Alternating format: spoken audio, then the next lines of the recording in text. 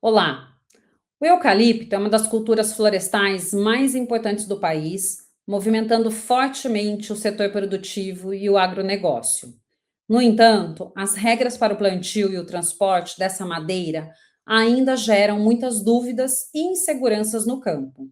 Afinal, quando o produtor rural é obrigado a emitir o documento de origem florestal ou mesmo solicitar uma licença de supressão vegetal?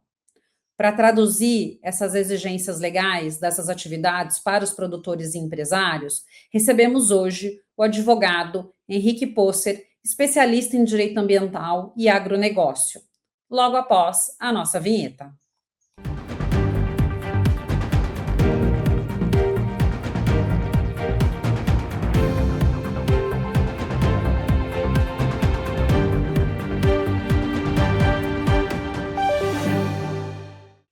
Hoje recebemos o advogado Henrique Posser, especializado em direito ambiental e agronegócio.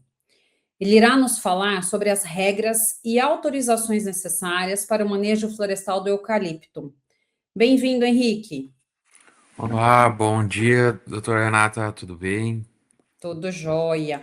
Henrique, antes da gente começar aqui esse nosso bate-papo, eu queria que você falasse um pouquinho sobre sua formação e sua atuação profissional. Certo. Eu me formei em Direito aqui pela UFSM, em Santa Maria, no Rio Grande do Sul. Realizei um mestrado em Pelotas, na UFPEL, e atualmente realizo a pós em Direito Ambiental na Fundação da Escola Superior do Ministério Público de Minas Gerais. Eu atuo na área ambiental, tanto na defesa de entidades do setor florestal, né, da Associação de Profissionais do Setor Florestal, como a Sociedade Brasileira dos Engenheiros Florestais. Atuo também para produtores, empresas, pessoas físicas, prestando consultoria, assessoria jurídica mensal. E foi através principalmente do contato com os engenheiros florestais que eu despertei para a área de direito ambiental e me apaixonei e busquei aprofundar meu conhecimento, atuar. É uma área muito instigante, interdisciplinar, com várias nuances, principalmente locais, né? O meio ambiente, ele difere principalmente a cada estado, a cada cidade, região, principalmente por conta dos biomas, enfim, cada particularidade local. Perfeito. E isso que você comentou é uma realidade, né, Henrique? Acho que cada estado, cada município tem uma tratativa diferente em relação às questões ambientais, o que às vezes acaba sendo apaixonante, mas ao mesmo tempo desafiador, né? E em relação à questão do eucalipto, né? A gente sabe na vegetação, a gente tem ali a tratativa de vegetação a nativa e a exótica, né? E daí tem um tratamento diferenciado para cada uma dessas espécies. Como que o eucalipto ele é tratado na legislação ambiental brasileira? Certo.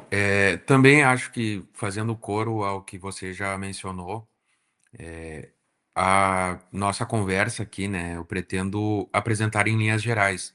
É muito importante que a pessoa que esteja ouvindo, que receba essas informações, consulte órgãos ambientais, porque cada município, cada estado vai tratar de uma forma diferente. Mas, enfim, passando para a questão do tratamento jurídico, né, e ambiental e socioeconômico do eucalipto difere das espécies nativas, principalmente porque o eucalipto é uma espécie exótica. Ela surge, não é oriunda aqui da América do Sul, sequer do Brasil é, né? É da Oceania ali, provém da região da Austrália, Nova Zelândia, e ela possui um cultivo voltado à área comercial, né? É o que chamam de atividade de silvicultura, principalmente para a produção de celulose, de energia, de madeira, de mourões. Então, o regime jurídico para o plantio do eucalipto é distinto das espécies nativas, justamente porque ele possui um fim comercial. Ele não integra o nosso ecossistema brasileiro, ele não, que é nosso ecossistema brasileiro é protegido, né, pela Constituição, é o meio ambiente tutelado, tanto pela Constituição quanto pelo Código Florestal, pela Política Nacional do Meio Ambiente, justamente porque as espécies nativas elas constituem um interesse de bem comum, né? Um bem comum que vai ajudar a preservar, a conservar, a integrar com a flora e preservar a nossa cultura. Enquanto o eucalipto não, né? Ele possui um fim comercial e ele é plantado justamente para ser cortado, né? Não tem uma questão perene relacionada ao eucalipto. Perfeito. E o Código Florestal, ele impõe alguma restrição ao plantio dessa árvore exótica aqui no Brasil?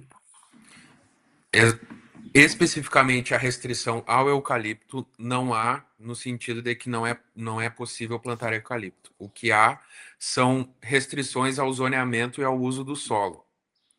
Por exemplo, uma propriedade rural em que há uma área de preservação permanente, por consequência, não é possível realizar a supressão vegetal daquela área para o plantio do eucalipto, ou até mesmo plantar o eucalipto na área de preservação permanente. Também é necessário observar a reserva legal da propriedade, né, que vai diferir o percentual de reserva legal de acordo com o bioma de cada em que a propriedade está inserida. Então, é importante verificar se o local, o uso do solo permite, através do Código Florestal, o plantio de eucalipto. Digamos que uma área consolidada, as áreas aquelas previstas no Código Florestal anteriores a 2008, que já havia uma atividade agro-silvopastoril, poderá ser realizado o plantio de eucalipto, dependendo também do estado, município, a exigência de licenciamento ambiental. Então, o plantio de eucalipto ele não é proibido, mas há restrições e condicionantes para que esse plantio seja realizado.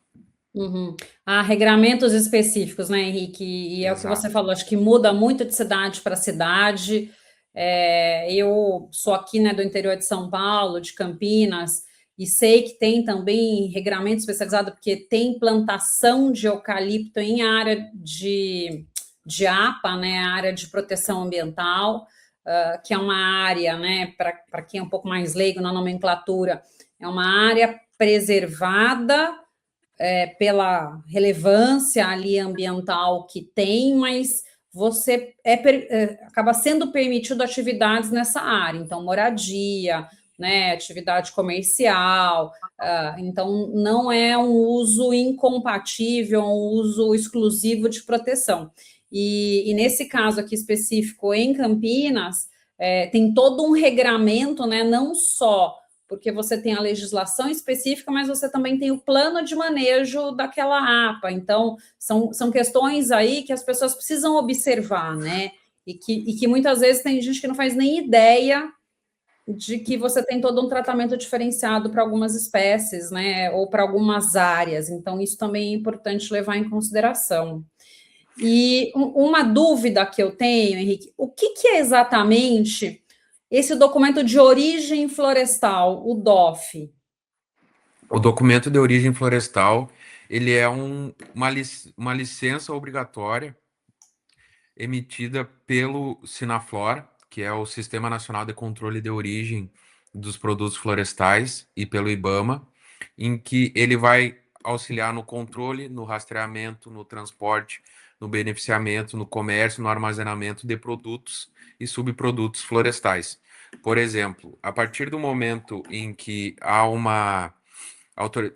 o produtor rural solicita autorização de supressão vegetal de determinada área para o plantio de eucalipto e consegue, através da compensação, essa autorização, ele vai possuir um produto florestal, né, que é a madeira, e esse transporte e rastrear o transporte, o beneficiamento, a cadeia dessa madeira, ela vai precisar de um documento, como se fosse a conta bancária.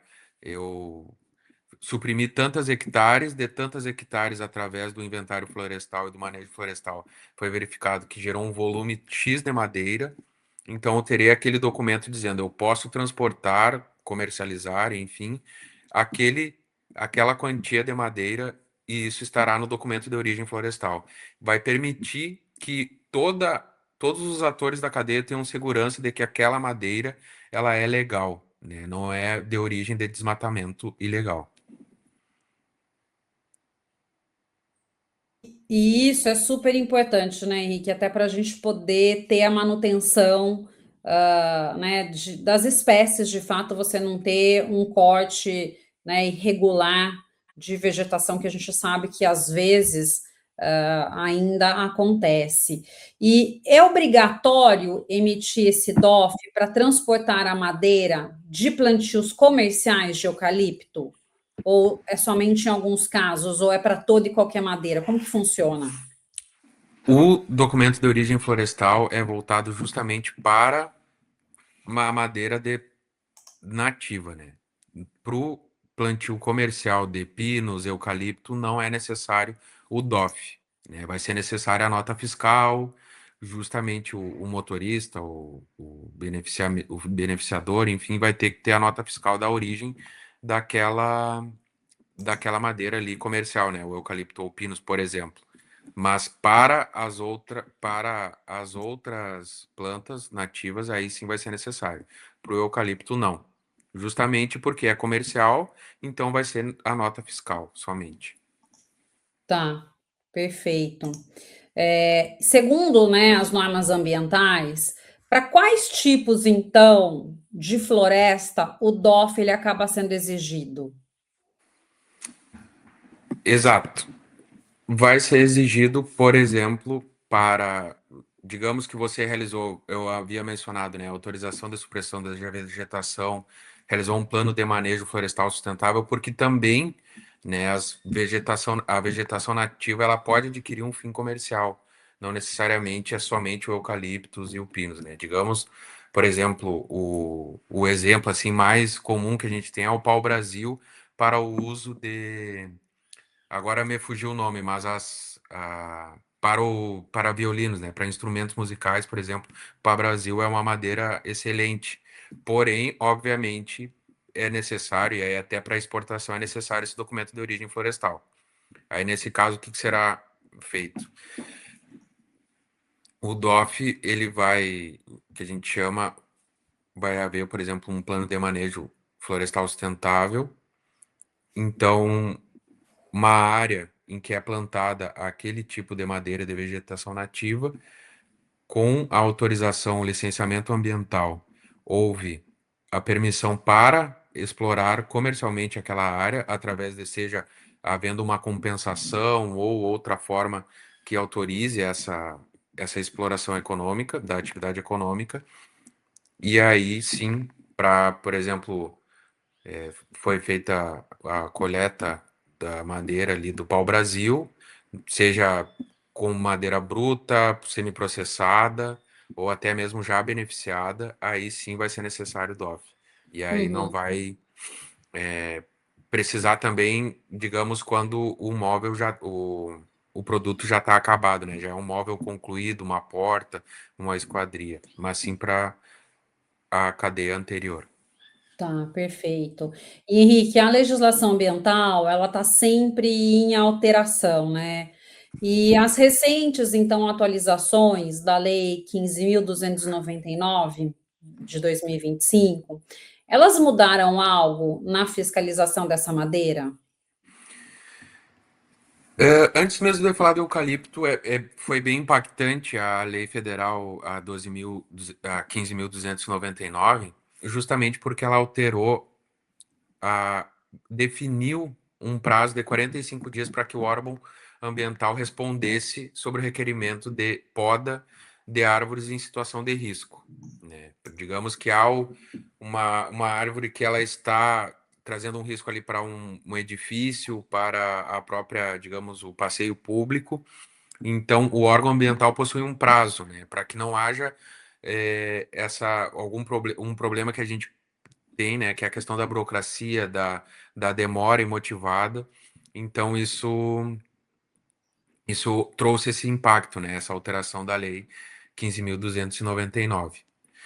Enquanto em relação à silvicultura, né, ao eucalipto e à supressão da vegetação nativa, a supressão da vegetação nativa traz em relação a essa questão do passeio público, quando há um risco real para a integridade de pessoas ou do patrimônio, mas em relação à silvicultura, não houve uma alteração significativa, né? Mas ela apenas traz essa questão de que há uma desburocratização.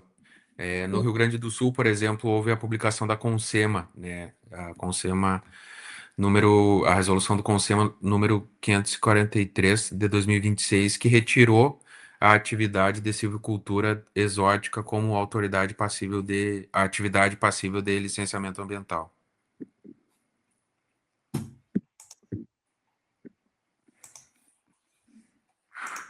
Ok. E um produtor, no caso, né, ele tem uma área ali na propriedade dele, na fazenda, mas de repente é uma área de pastagem. Esse produtor que tem interesse, eventualmente, em transformar essa área de pastagem para uma área de eucalipto, né, começar a plantar eucalipto, ele precisaria de alguma autorização ambiental ou simplesmente assim, eu quero fazer, eu já tenho essa área, lá não tem vegetação, já é uma área desmatada, então eu posso plantar. Como que funciona na prática? Há casos e casos, né? Depende, a resposta preferida dos advogados, né? Depende. Por exemplo, a área consolidada, ela é prevista no Código Florestal, né? Ela vem com o Código Florestal, são áreas que foram a atividade agro-silvopastoril até 2008, reconhecidas, né? Há necessário comprovar, porque através da imagem de satélite, matrículas de imóveis, é necessário comprovar que essa área ela era uma área consolidada, ou seja, que havia uma atividade agro-silvopastoril.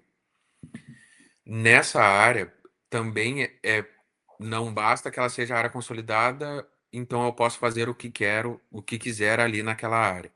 É importante que o produtor consulte o órgão ambiental, porque toda atividade que ela possui um risco de ser poluidora, né, no direito ambiental é muito importante alguns princípios. É o princípio da prevenção, o princípio da precaução.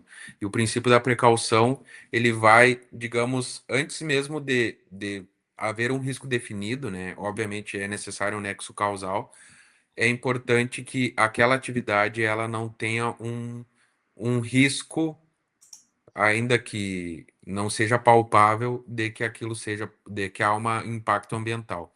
Então, o produtor ele vai verificar, digamos, numa área se corre o risco de estar muito próximo de uma área de preservação permanente, de uma área de preservação ambiental, de uma reserva legal, se isso vai impactar o meio ambiente ali, toda atividade que possua um risco de haver um impacto ambiental é necessário, ainda que haja, por exemplo, essa resolução número 543 do CONSEMA aqui no Rio Grande do Sul, que não exige o licenciamento ambiental, é importante consultar os órgãos, né? Fazer um estudo, verificar se não haverá um impacto ambiental naquela, porque, por exemplo, se for plantado em um desnível, vai causar uma erosão. O eucalipto, a gente sabe que a cultura do eucalipto exige bastante recursos hídricos, então é importante que o produtor rural ele verifique antes, né, faça um estudo com um agrônomo, com um engenheiro florestal, um engenheiro ambiental, se o plantio do eucalipto vai trazer algum impacto ambiental. Ainda que não seja necessária uma autorização de supressão vegetal, tampouco um licenciamento ambiental aqui no Rio Grande do Sul, mas em outros estados pode ser necessário, e também para evitar que posteriormente seja identificado algum impacto ambiental que o produtor rural não imaginava que causaria com a plantio do eucalipto. Eucalipto, tá. E, Henrique, eu te fiz a pergunta, né, em relação a uma área já desmatada. Você falou até da questão ali das áreas consolidadas e tudo mais. Mas e, de repente, né, a pessoa, ela tem uma área já de vegetação e ela quer, então, substituir essa área de vegetação. É o mesmo conselho, muda completamente a questão aí do plantio de eucalipto. De vegetação nativa, você se refere? De de vegetação nativa, sim. É possível fazer essa mudança? É possível, mas não é o mesmo conselho. Aí o conselho, ele justamente vem nesse sentido, né, de solicitar uma autorização de supressão de vegetação, né? O produtor vai precisar uma autorização para suprimir aquela área de vegetação nativa. E aí provavelmente vai ser necessário realizar um estudo, um inventário da flora, do impacto ambiental e provavelmente vai haver um pedido de compensação ambiental para que haja essa supressão. Tá. Então seria possível, mas eventualmente aí, mediante uma avaliação, né, do Isto, órgão para ver se seria possível e como que seria isso. certo. Tá. Isto, E o que que o exatamente. órgão ambiental ele avalia ao receber um pedido desse de supressão de vegetação nativa? Ele vai avaliar a regularidade do imóvel, o CAR, se é realmente do proprietário, se o CAR está atualizado, se há uma delimitação e uma preservação das áreas de preservação permanente, da reserva legal, se há alguma ocorrência de alguma espécie rara ou endêmica, ameaçada de extinção, se é viável, né, essa compensação, se o plano de supressão e o inventário florestal estão adequados, tudo isso será analisado pelo órgão ambiental, dentre outras questões técnicas, né? Tá. E nesse caso, né, o produtor ele pode ser obrigado a fazer uma compensação para obter essa licença? Sim, provavelmente para a concessão da autorização de supressão vegetal haverá uma condicionante. Vai Tá. ser, por exemplo, é, mitigar, por exemplo, o impacto ambiental através também, por exemplo, resgatar uma fauna silvestre, fazer o monitoramento ambiental, é, compensar em outras áreas, por exemplo, mas qual é difícil avaliar, né? Isso é uma questão muito técnica e por isso que o direito ambiental ele exige uma uma interdisciplinariedade, né? Não é só o advogado que vai atuar, né? Vai precisar de um auxílio do biólogo, do engenheiro florestal, do agrônomo, do engenheiro ambiental, justamente para verificar qual é o impacto, né? Digamos que há uma vegetação endêmica, né? Então, é, só naquela área que há aquela flora, né? Então, como compensar isso, né? É possível, então tudo isso vai ser sopesado pelo órgão ambiental. Então, por exemplo, repor a floresta em outro local, e aí é nesse caso também o mercado, né? O mercado ultimamente há uma há casos em que os produtores, digamos, possuem uma área em que há uma a preservação ali, né? Digamos, manteve a vegetação nativa e o outro produtor fala: bom, eu vou comprar essa área aqui para compensar essa atividade que eu vou realizar aqui. Tá. E daí, Henrique, então, nesse sentido, né, o que que acontece com quem realiza, né, essa conversão de campos nativos para eucalipto sem a autorização do órgão ambiental? Sei lá, a pessoa não sabia ou não foi atrás. O que que acaba acontecendo? Aí a pessoa, o produtor, vai estar sujeito a uma tríplice responsabilidade. E aí, até às vezes, o produtor chega no escritório dizendo: olha, mas eu já paguei a multa, já respondi o auto da infração, agora estou respondendo mais um processo, mais dois processos. Fui citado, achei que eles já podem até falar, estou recebendo multa, estou sendo penalizado duas vezes, três vezes por algo que eu já paguei, já reconheci, enfim. Aí há uma diferença no direito ambiental, né? Justamente como é um campo muito delicado, então a responsabilidade, né, ambiental, ela vai ocorrer em três esferas. Na administrativa, é a lavratura do auto de infração, em que vai haver provavelmente uma posição de multa, apreensão de maquinário, o embargo ambiental, uma interdição imediata da área, né? Muitas vezes, até recentemente estávamos verificando, há casos em que, por exemplo, o produtor ele realizou a conversão de campo nativo em lavoura de soja e sofreu um embargo ambiental porque ele não passou pelos trâmites devidos, e aí somente através da via judicial conseguiu levantar o embargo. Mas o embargo é uma das possibilidades da esfera administrativa. Uhum. Aí, nesse caso do produtor da lavoura de soja foi justamente porque aí ele conseguiu comprovar que era para a subsistência dele e era uma área pequena, mas e que ele já havia compensado, já havia resolvido essa questão e que Tá. houve uma demora significativa por parte do banco. Mas, de qualquer forma, essa é uma das penalidades na esfera administrativa. Além da multa, pode ter a apreensão do maquinário, como pode ter também um embargo, em que o produtor não vai poder mexer naquela área, né?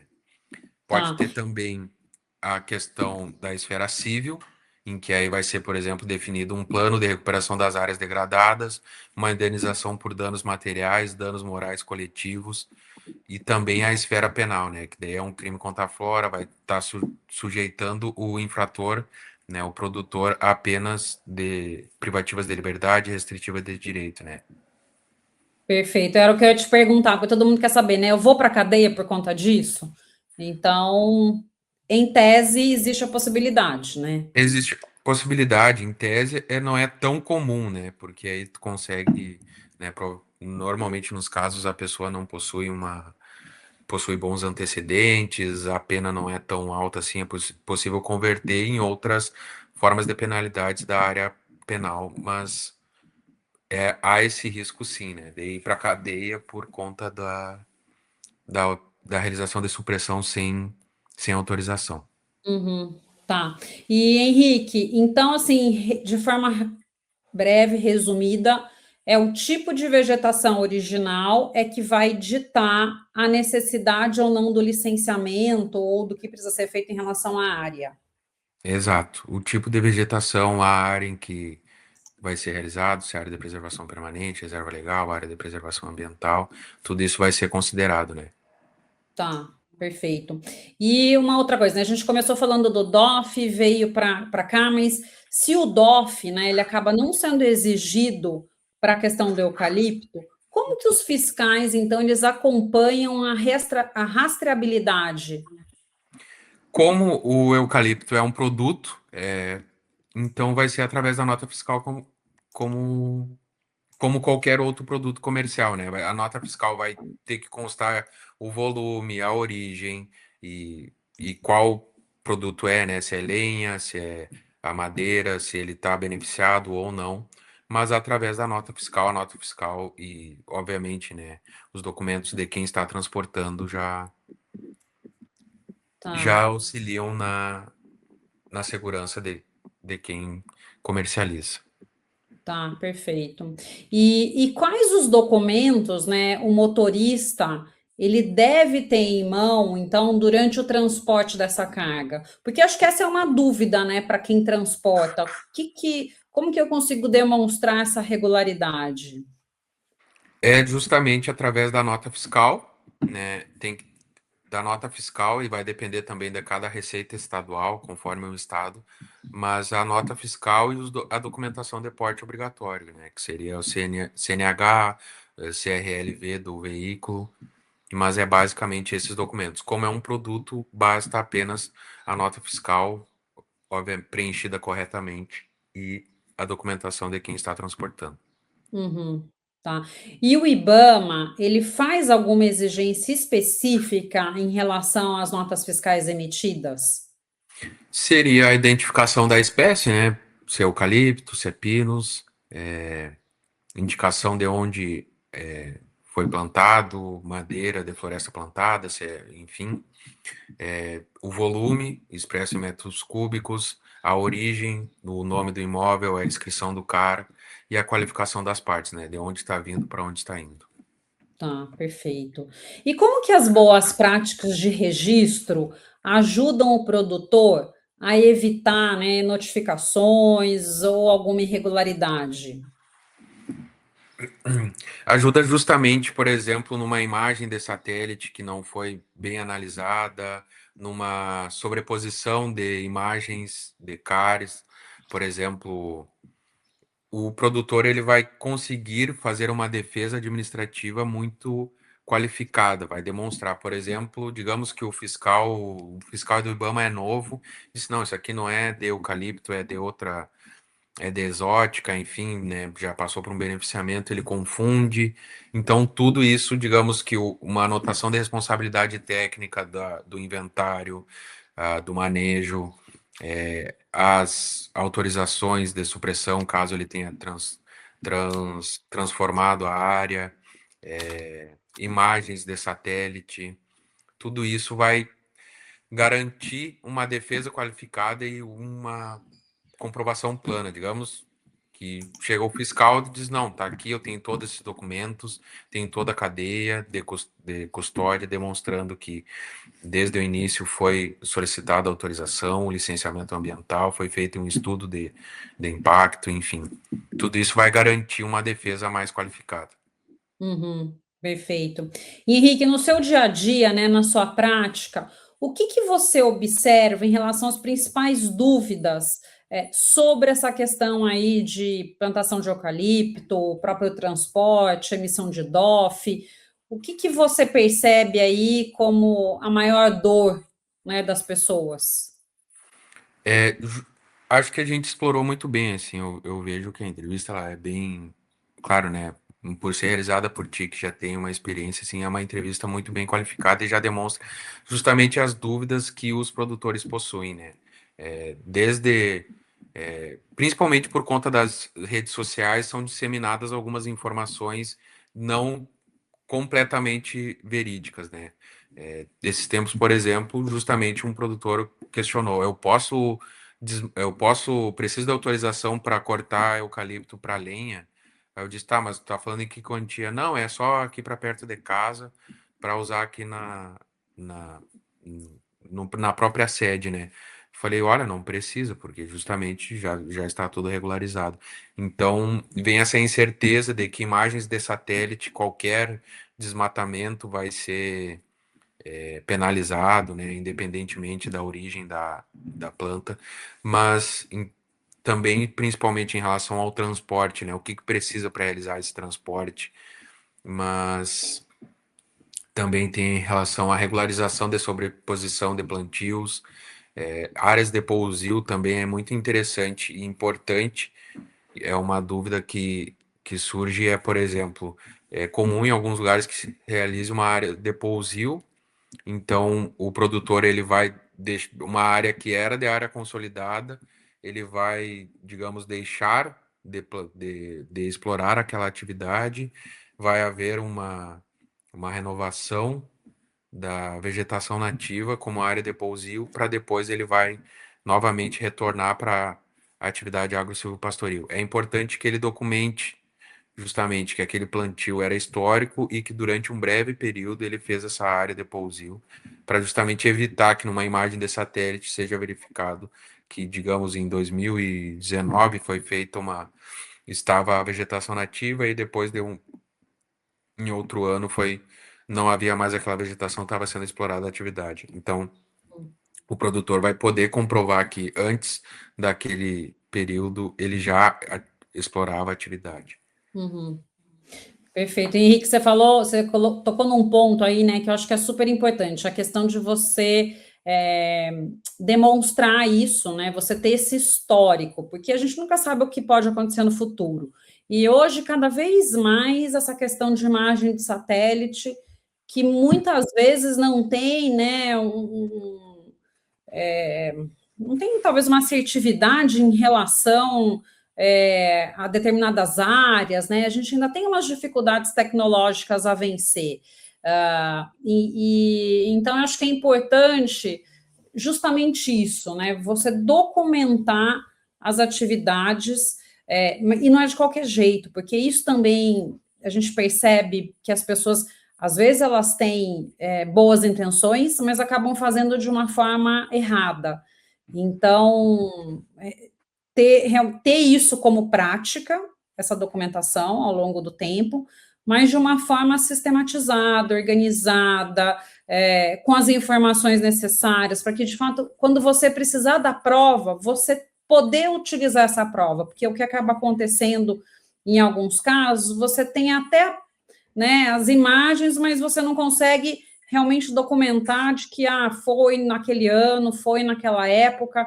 Então, eu acho que saber muito bem construir isso, né, é importante também, porque Exato. senão você acaba tendo e não consegue utilizar, né?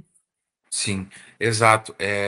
É justamente também não é, digamos, às vezes a pessoa, mas eu tenho uma foto de quando eu plantava, deixa eu ver a foto. É uma foto, aí daí eu digo assim, tá, como é que eu vou dizer, essa foto, eu vou dizer que essa foto foi tirada em tal data É, e que isso comprova, né? A pessoa, não, mas eu tenho uma foto, já era assim, bom, mas tem ali a minha criança pequena, vai demonstrar.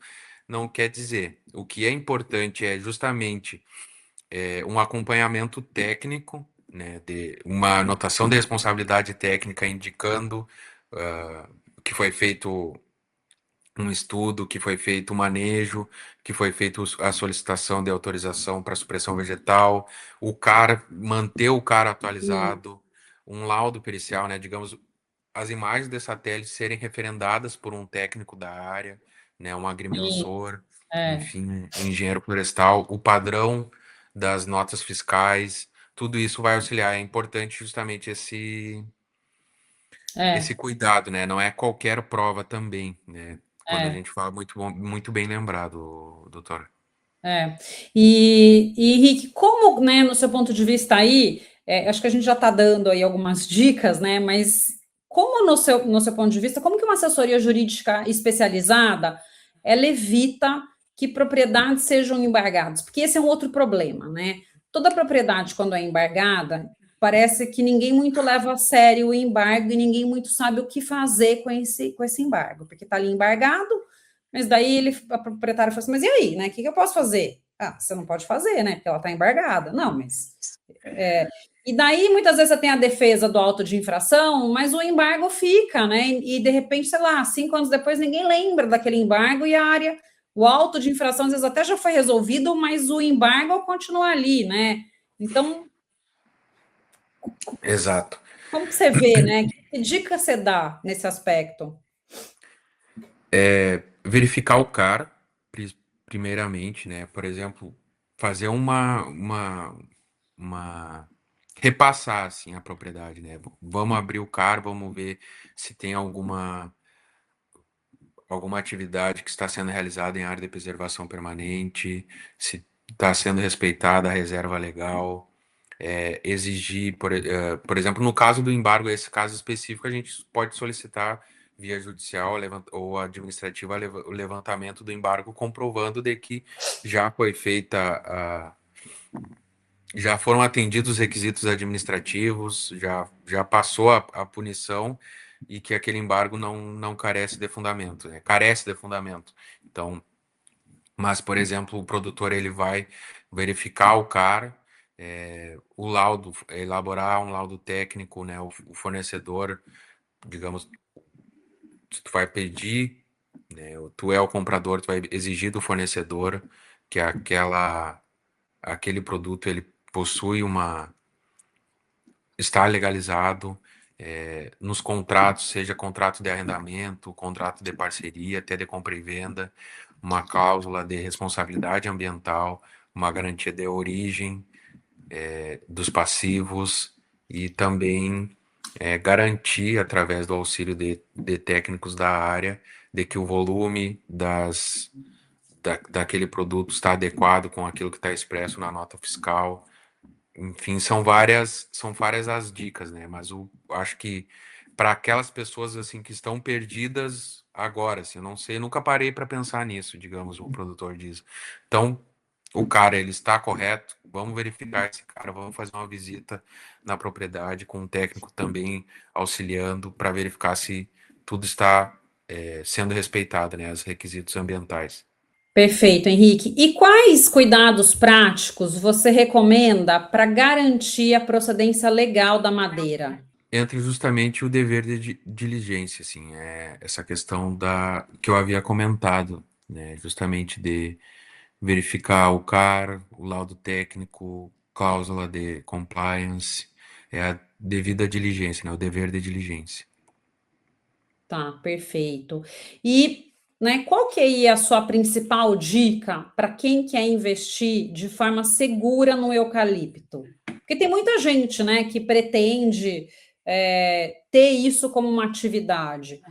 Às vezes, eu, né, não é uma área assim que eu conheço tanto, mas de repente, quem tem área e eu sei que, né, o gado dá um certo trabalho, eu não sei que outra atividade também dá, o eucalipto parece que dá um pouco menos de trabalho, porque, né, são culturas ali a cada 7 anos que você, me parece, né, que você depois corta o eucalipto para a produção. Então tem gente que às vezes quer fazer esse movimento, né? E qual que é então a sua principal dica? Acho que serve para amarrar o que a gente conversou, porque a cultura do eucalipto, o ciclo de corte é menor, né? Então está menos sujeita às variações ambientais, né? De enchentes, secas, enfim.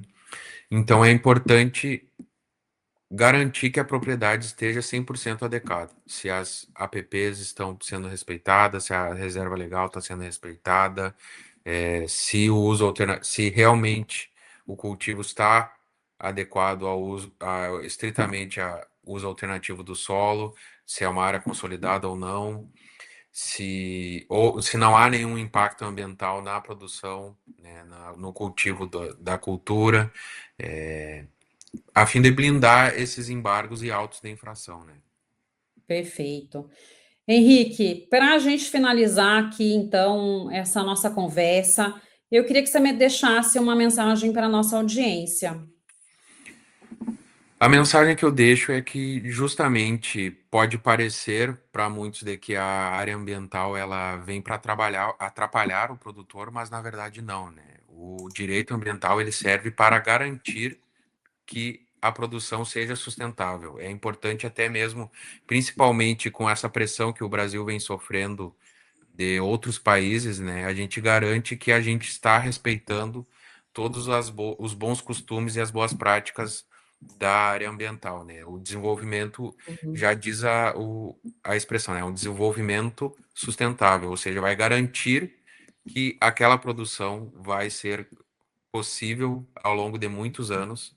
Então, o direito ambiental ele é importante, ele pode parecer, mas ele pode parecer que atrapalha, mas ele não atrapalha no desenvolvimento do produtor, na produção. Ele serve justamente para garantir a segurança jurídica daquele produtor, né? De que ele vai poder tomar os passos, realizar esses devidos passos com segurança, né? E que não vai sofrer, digamos, um embargo, uma autuação, e se sofrer por um erro, né, que principalmente por conta das novas tecnologias que é mais comum sofrer um erro e também até a própria análise humana, vai garantir uma defesa sólida, adequada e mais rápida, né? Porque até a uhum, gente reunir essa documentação, como você falou, não é qualquer prova. Então, a gente garantindo, olha, essas provas aqui, elas vão ser aceitas, vai te dar maior segurança na tua defesa. Então, isso vai facilitar essa mensagens. uhum. Maravilha. E, Henrique, para quem está começando agora, né, o que exatamente engloba o chamado manejo florestal do eucalipto? Então, o manejo florestal, ele vai, por exemplo, diferentemente, né, de uma lavoura normal, ele é um investimento de médio a longo prazo, né? Por mais que o ciclo de corte seja pequeno, então é necessário pensar que essa produção ela vai levar um tempo para buscar um retorno. Aí a gente vai pensar para qual atividade o a produção vai ser destinada. Se é para carvão, se é para biomassa, se é para celulose, se é para serraria. Então, quanto tempo pode levar a produção, né? O ciclo de corte vai ser menor, se vai ser maior. Então, vai ser necessário pensar no preparo do solo, na escolha do material genético, qual vai ser a espécie específica, serão as mudas, se vai ser necessária a irrigação e também pensar, né, na competição de outras plantas, Vegetação, né? até mesmo há casos em que o produtor escolhe, para pensar na adubação de cobertura ali, criar gado junto da floresta de eucalipto, né? Há alguns produtores que pensam nisso. Também pensar na prevenção de incêndios e a questão da poda, enfim, todo esse processo em que é pensado uma lavoura também é pensado, né? Não é só simplesmente plantar o eucalipto, daqui 6 anos eu venho aqui e vejo o que eu faço, né? Tem que definir o objetivo, qual será a adubação, quais serão as mudas utilizadas, como vai ser pensada na cobertura, o manejo das pragas e doenças, a prevenção de incêndio também é muito importante. Hum.